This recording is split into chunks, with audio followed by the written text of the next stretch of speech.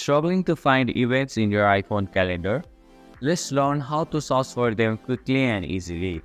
Hi, I'm Suyok from Online Help Guide, and in this video, I will show you how to search for events in the calendar app on your iPhone. So let's get started. First, open the calendar app. Tap on the search icon from the top right corner of your screen. Here, enter the title of the event that you are looking for.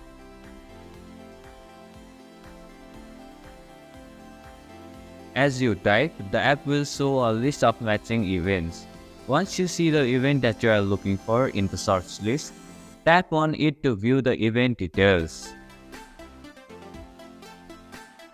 And this is how you can search for events in calendar on iPhone. Thank you for watching Online Help Guide.